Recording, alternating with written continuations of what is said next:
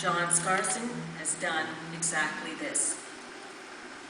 I believe that John's defining moment is right now. Being elected the valedictorian is such an honor. Congratulations, John.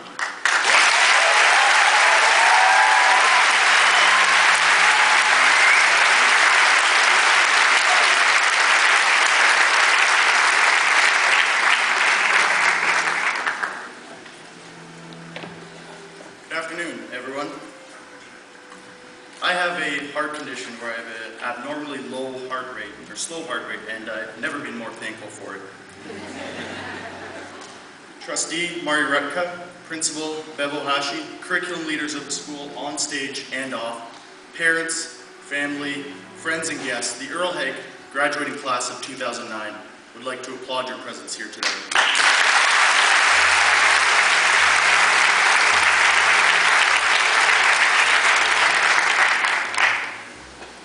Personally, I would like to thank my mother Mary, sister Rachel, my aunts and uncles, my late father Stan, my late grandparents, teachers, mentors, all of my friends, and everyone else. You know who you are. So here we are at Earl Haig's 80th annual commencement to celebrate the 500 plus students graduating. Graduating from high school is one of the first major accomplishments a young person achieves in his or her own life. From here, we all have aspirations to go on to great things. But I don't have to get up here and talk about how to attain greatness or give a motivational speech on how to be great, because everywhere I turn at Earl Haig, I see greatness, beginning at the top with our staff, our academics, our athletics, our arts program, the Claude Watson program, and all other programs. Every year, Earl Haig students place at the top of external competitions. This year in music, the Earl Haig music program had a historic year, winning or placing at the top at dozens of external competitions. In athletics, Earl Haig won multiple city and regional championships. In mathematics, 37 graduating students here today placed at the top 25% in Canada at the prestigious Euclid contest. In business, Earl Haig sent over 10 students to the International Business competition in California. Many graduating students had their writing published, and there are many, many more achievements that I could name. When I look upon the class of 2009, I see future leaders, doctors, lawyers, artists, inventors, entrepreneurs, and teachers. Having spent 4 years with this class, I know we are all destined for greatness. The question is, what do we do with that greatness? Now, I didn't choose to run for valedictorian because it was some sort of long-held ambition of mine, or because I thought it would look pretty on my resume. Grade 12s, you know all about that. But I chose to run because I really want to convey a message here today to everyone, myself included. In the Bible, in the book of Luke, it says, "To whom much is given, much will be required." Now, you don't have to be religious to believe that. It's quite evident that some were given more than others, and we here were given a lot. We have a responsibility to those less fortunate than us. It's also very evident that there's this great imbalance in our world. Joel Houston, lead singer of Hillsong United Band, said something that depicts this perfectly. He said, "In the same moment you have a generation sitting around entertaining themselves, watching reality television, while you have a child being prostituted behind closed doors, being robbed of their innocence. It's not fair that we can go about spending $3 or $4 on what is basically glorified tap water in a bottle with a fancy label, while you have entire communities who suffer at the hands of disease because the only water they have access to is foul and polluted. It's not fair that we can sing and dance and jump around in our freedom and in our liberty, while at the same time the slave remains captive, out of sight and out of mind." End quote. When we hear this, we say that's not right, that's not fair, because it's not.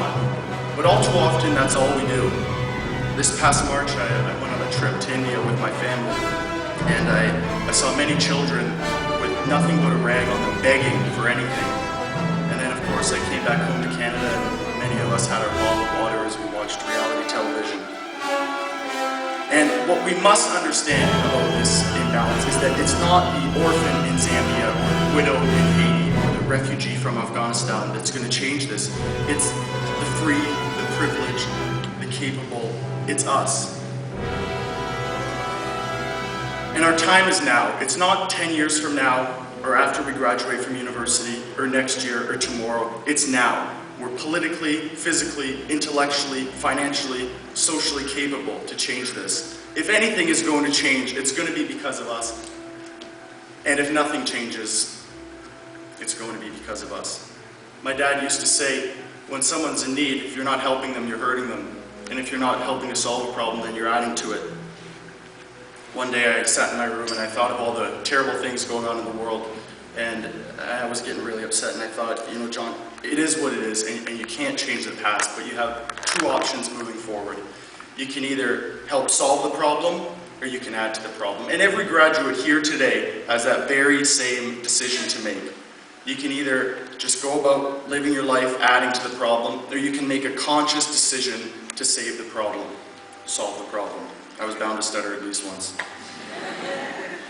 Perhaps the only fair thing to say is that when we neglect the poor and the needy, that we actually lend our hand in their pain.